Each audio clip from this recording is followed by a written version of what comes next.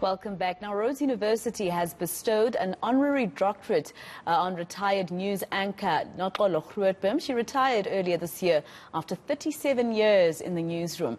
Grootboom is the first news broadcaster in the country to be honored with a doctorate for her service to the nation. She joins us now live in studio. Mam Noxolo, thank you very much for coming to see us. Now, of course, this is something so special. I mean, you're the very first, but also yesterday you got that surprise and you saw your father for the first time in so long. How did that feel? I was in tears.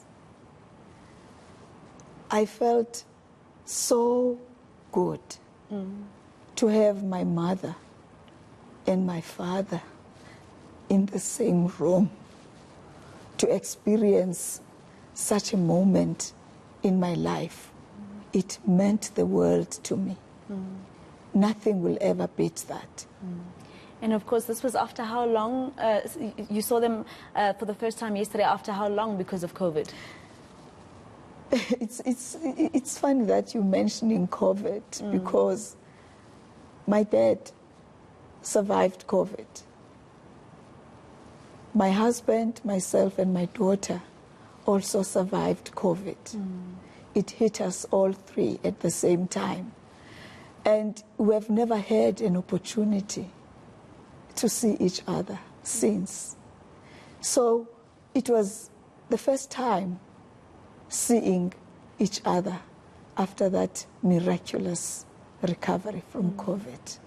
And yes, I thank God for that. It was a grateful moment. Yeah. Tell me a bit more about how you felt when you received that call from Rhodes University that you would be South Africa's very first journalist with it's called the Doctor of Letters. How did you feel when you heard about it? I never believed it. I was dazed when Dr. Mabizela said, "May I be the first one to call you Dr. Grootboom?" I was like, what? Are you sure you're calling the right person? Are you sure you're calling the right person? And I just said to him, can I please drop this call out of respect? Right now, I am a bag of emotions. And he just said, congratulations, Dr. Grootboom. Talk to you later. I mean, when you became a journalist, did you ever imagine that you would be such a big treasure to South Africans?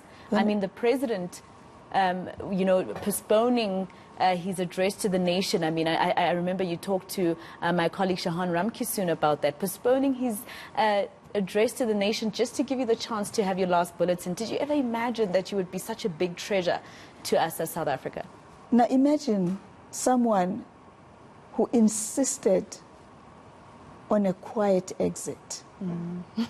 I emphasized to my colleagues that, please, when I leave, let it be as quiet as I came in. No farewell party, nothing at all.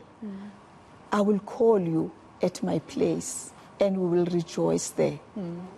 But wow, okokuqala nina nje Mzansi Afrika omhle, you refused to give me that quiet exit. And then President Ramaphosa, you added more to the noise. His was the loudest. And I just could not believe it. I was in disbelief. But nevertheless, grateful for the honor and the respect and the acceptance that South Africans have shown to me, together with President Cyril Ramaphosa. What is Noxolo doing right now with her life? Are you just sitting at home? I remember you said that you have never you missed the days where you could just sit with your husband and do nothing. You won't believe it, Masego. I'm saying to you now, I'm looking forward to retirement after retirement. So you have not really retired? I have not really retired. Everyone wants a piece of me. And being uNoxolo, who was made by the people of South Africa, there is no way I cannot allow them to have that. So my family is still waiting for the 3 months, for the first 3 months that I promised them. They keep asking me, Mama, when is our first 3 months coming? But I'm not complaining. I owe it to South Africans to be wherever they want me to be.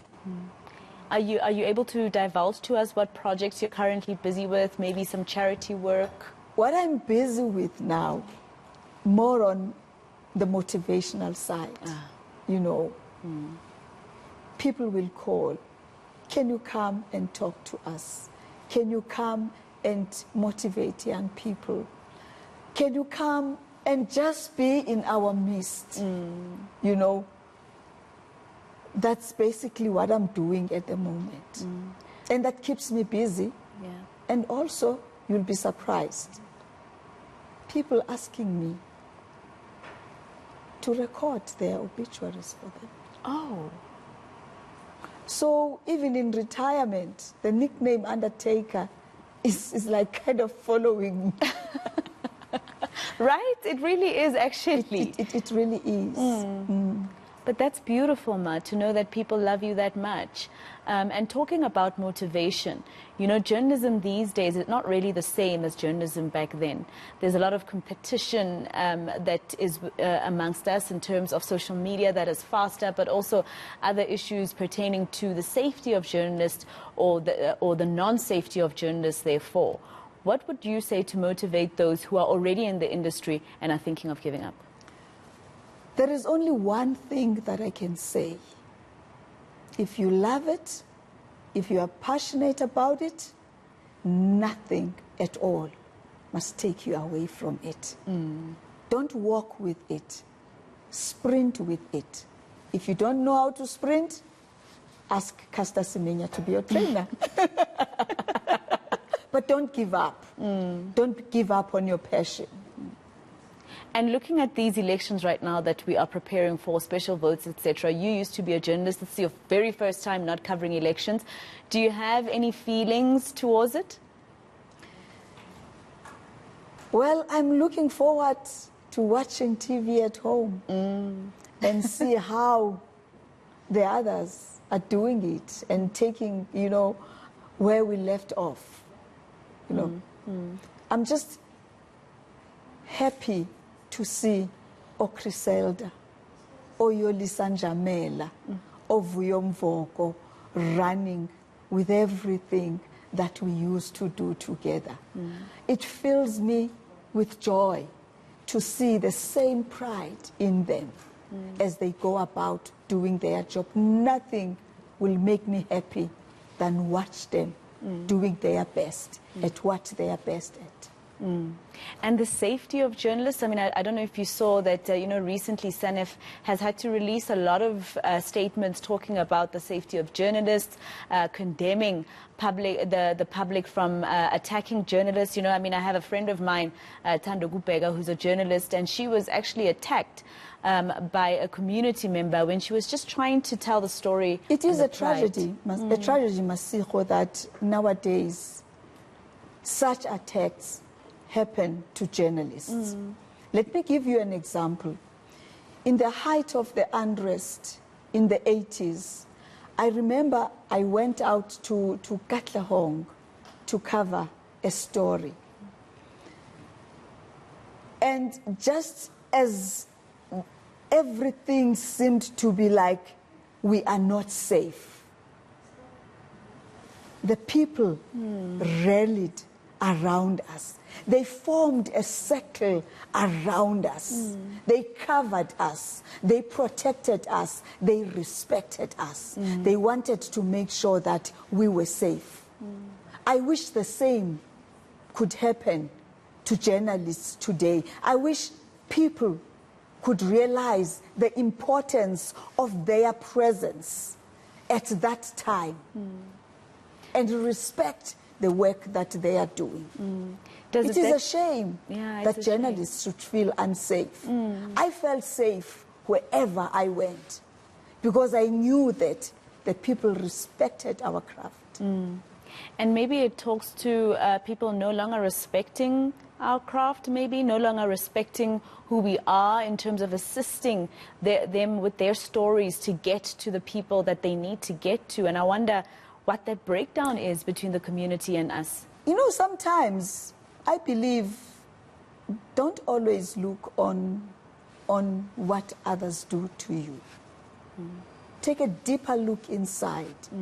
Is there something that we are doing wrong as journalists today? Do the people out there look at us and see us as their mouthpieces? Do they believe us? Yeah. Maybe we must take a deeper look into ourselves. I'm not saying what is being done to journalists, they deserve it, you know, but sometimes as a human being, you need to do that. Thank you so much, Mama, for coming to see us here in studio. And of course, I want to remind you, you used to say Ndintanda nonke makhaya, and that's what you get for telling South Africans that millions of us used to watch you say that to us, and we just love you back. Congratulations, Dr. Noxolo Grootboom. I know you're quite you're a down-to-earth person, so I wonder if you'll agree to us calling you Dr. Grootboom from now on. Well, okay. I think you deserve it. You deserve it. Yeah, it sounds good. Dr. Grootboom is grateful. Thank you so much. Dr. Noxolo Grootboom speaking to us here in studio, veteran news journalist coming in after getting that doctorate, that honorary doctorate from Rhodes University.